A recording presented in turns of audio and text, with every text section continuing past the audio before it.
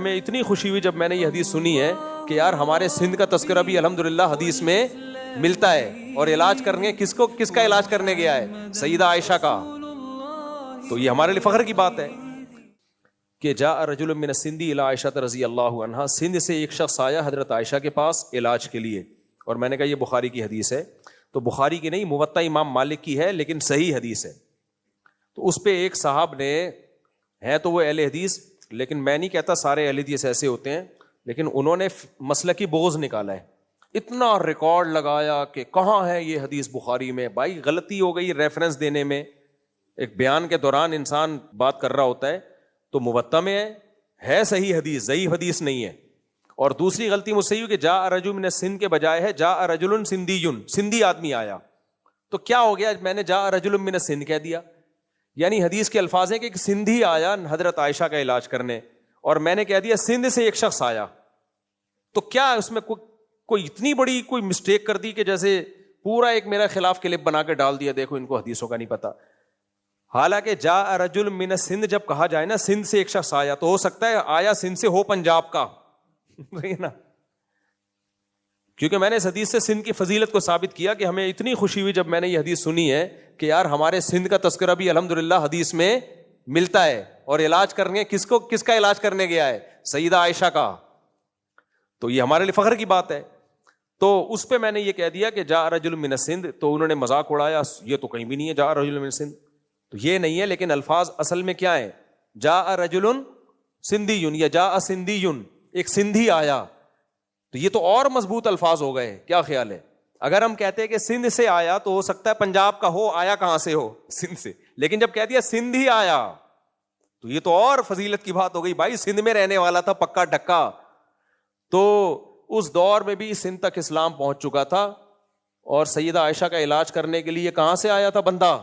سندھی آیا تھا, سندھ سے بھی نہیں, سندھی آیا تھا. الفاظ یہ ہیں کہ سندھی آیا. تو یہ فضیلت ہے. تو اس بیچارے کو کوئی تکلیف ہوئی ہوگی کہ یہ سندھ کی فضیلت کیوں سنا دی, تو میرے اوپر طنز کرنا شروع کر دیے کہ یہ تو بخاری میں نہیں ہے, بخاری میں نہیں ہے. ابے تو پورا تو بتانا کہ ہے کہاں.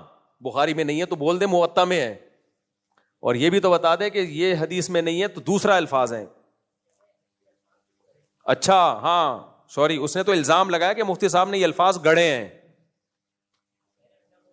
ہاں یہ انڈا موڑ کی حدیث ہے, تو بیچارے کو حدیث کا پتہ نہیں ہے. یہ موطا امام مالک کی حدیث ہے, اور وہ بھی حدیث کی کتاب ہے اور صحیح حدیث ہے. اور سندھ سے آنے کے بجائے اس میں الفاظ کیا ہے؟ ایک سندھی آیا. تو اور نیچے اس کو کمنٹس لوگوں نے لکھا مفتی صاحب کا پروگرام تو بڑھ گیا, مفتی صاحب تو مقلد ہے, مفتی صاحب تو بیٹھے بیٹھے ممبر پہ پھینکتا رہتا ہے. تو پھینک خود رہا ہے میرے بھائی. تجھے کوئی سندھ سے ویسے کوئی تیرے سندھ سے کوئی تکلیف ہے تو ہم کو سندھ گورنمنٹ کی تھوڑی تعریف کر رہے ہیں اور کیا. سندھ گورنمنٹ الگ چیز ہے, سندھ الگ, سندھ کی ایک تہذیب ہے, سندھی قوم کی بھی ایک تہذیب ہے بھائی. جتنی لوکل زبانیں اس وقت پاکستان میں چل رہی ہیں, سندھی کے علاوہ کوئی زبان نہیں لکھی جاتی. کیوں؟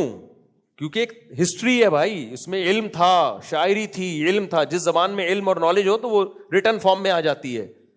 لیکن سندھ کے تو جو حکمران ہیں انہوں نے بیڑا غرق کر دیا سندھ کا. ہمارے حضرت فرمایا کرتے تھے کہ سندھ کا بیڑا غرق ان لوگوں نے کیا ہے. ان میں بھی کچھ اچھے لوگ بھی ہیں, سارے برے نہیں ہیں, لیکن جو اکثریت کا حال ہے انہوں نے بیڑا. ورنہ سندھ کی تو ثقافت اور سندھ کی تاریخ بھائی, اسلام کی انٹری اس علاقے میں کہاں سے ہوئی ہے؟ سندھ سے ہوئی ہے. تو میں نے اس کو فضائل سنا دیا, اس کو پتہ نہیں وہ بیچارے کو کوئی تکلیف ہوئی ہوگی, حالانکہ خود بھی سندھ میں ہی رہتا ہے. اچھا میرے بھائی موت سے لے کر جنت یا جہنم تک جانے پر ایک سیریز بنا دیں کہ ان کے درمیان کون کون سے مراحل ہوں گے. یہ چاہ رہے ہیں کہ میں ایک پوری ڈاکومنٹری بناؤں موت سے لے کے جہنم یا جنت تک جانے کا. تو ڈاکومنٹری نہیں, یعنی ان کا مسئلہ بنائیں گے انشاءاللہ, یعنی بتائیں گے انشاءاللہ. مفتی صاحب آپ مفتی تقی عثمانی صاحب کا ایک بار انٹرویو لے لیں اور ایک بار ان کے ساتھ پوڈ کاسٹ کیوں نہیں کرتے.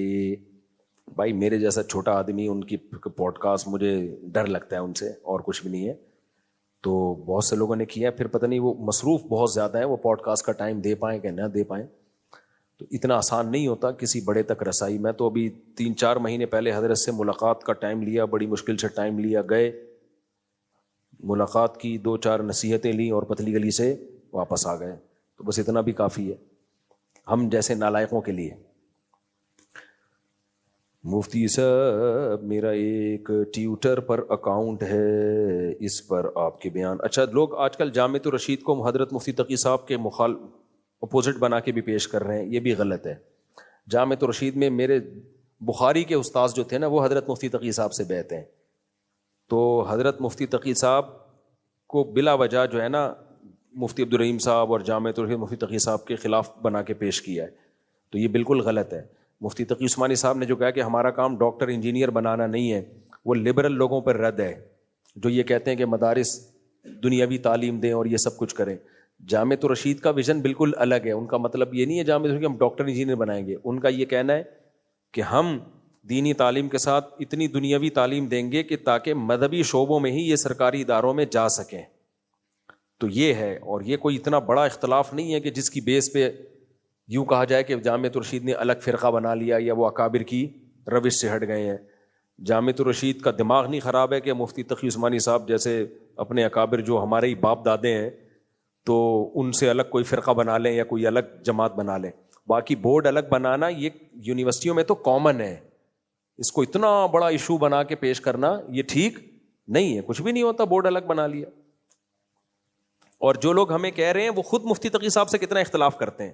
بینکنگ کے مسئلہ جب اٹھا تھا جامعۃ الرشید نے تو حضرت مفتی تقی صاحب کا ساتھ دیا تھا، اور جن کو مفتی تقی صاحب کی رائے پر اعتراض تھا انہوں نے تو اتنے طنز مارے تھے، اتنے طنز. وہ خود تو جب ان کی رائے کے خلاف کوئی بات جاتی ہے تو وہ اکابر کا سب احترام ایک دھرے کا دھرا رہ جاتا ہے. تو جامعۃ الرشید نے تو آج تک کبھی حضرت کے بارے میں ایک لفظ کوئی منفی زبان سے، اور نکال بھی نہیں سکتے. کیوں نکالیں بھائی، ہے بھی نہیں کوئی منفی بات. تو اس لیے یہ جو اس طرح علماء دیوبند کو توڑنے کی سازشیں کی جا رہی ہیں نا، 2 دھڑے بنانے کی، تو یہ غلط ہے. بڑوں میں ایسا کچھ بھی نہیں ہے. یہ نیچے کے ٹچے ہوتے ہیں جو بیٹھ کے چھوٹی چھوٹی باتوں کو بڑھا رہے ہوتے ہیں. مفتی صاحب میرا ایک ٹویٹر پر اکاؤنٹ ہے، اس میں آپ کے بیان اپلوڈ کرنا چاہتا ہوں، کہ آپ اس کی اجازت دیں گے؟ اس پر آپ کے ایڈمن سے بات کروں لیکن جواب نہیں دے رہا ہوں، 1 ہفتہ ہو گیا. ایڈمن ہی ہے بھائی ان چیزوں میں انتظامی معاملات میں ٹانگ نہیں اڑاتا. جب کسی کے حوالے کام کیا ہوا ہے تو پھر وہی فیصلہ کرے گا. ادارے علاقے سب اسی طرح سے تباہ ہوتے ہیں کہ آپ نے کسی کو اختیارات دے دیے، پھر آپ اس کے اختیارات میں گھستے رہو. اس کو پتا ہوتا ہے کس کو. ٹویٹر پہ میرا ایک اکاؤنٹ ہے، میرا خیال ہے ٹویٹر تو یہاں بند ہو گیا نا. اچھا، میرا ٹک ٹاک پہ کوئی اکاؤنٹ نہیں ہے، انسٹاگرام پہ کوئی اکاؤنٹ نہیں ہے، سمجھ رہے ہو. تو انسٹاگرام پہ جتنی ویڈیوز لوگ ڈال رہے ہیں وہ خود اپنے اپنے چینلوں سے ڈال رہے ہیں. میرے نام سے بھی بنایا ہوئے انہوں نے.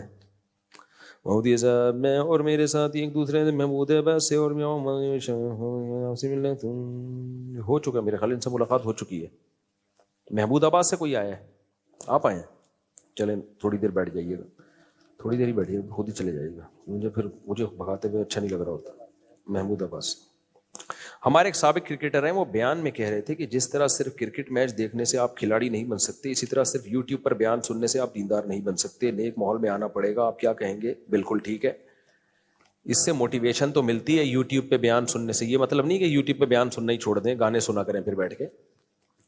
تو پراپر وے میں جب تک کسی سے انسان بیعت نہیں ہو جاتا، اصلاحی تعلق قائم نہیں کرتا، اس کی مجلسیں مسلسل اٹینڈ نہیں کرتا، اور وہ آپ کے عیب آپ کو آپ کے منہ پہ نہیں بتاتا، اس وقت تک صحیح طرح سے اصلاح نہیں ہوتی. اب دیکھو ہمیں ٹریننگ کروائی نا، ادھر بریانی کھا رہا ہے، مرغا کھا رہا ہے، ہم ادھر بیٹھ کے کیا کھا رہے ہیں؟ دال کھا رہے ہیں. تو بتایا گیا کہ بھائی وہاں نوالا آپ نے نہیں لینا، لالچ بھی نہیں دل میں آنی چاہیے. سمجھتے ہو کہ نہیں سمجھتے؟ آج کل تو خانقاہوں میں الٹا ہو رہا ہے. بعض دفعہ ایسے فری پھوکڑ کے مرغے پھوڑتا ہے نا آدمی کہ وہ اتنی موٹی گردن ہو جاتی ہے اس کی. سب خانقاہوں کی بات نہیں کر رہا ہے، جو بدعتی لوگ ہیں. تو تربیت بہت ضروری ہے، یہ بہت ضروری ہے.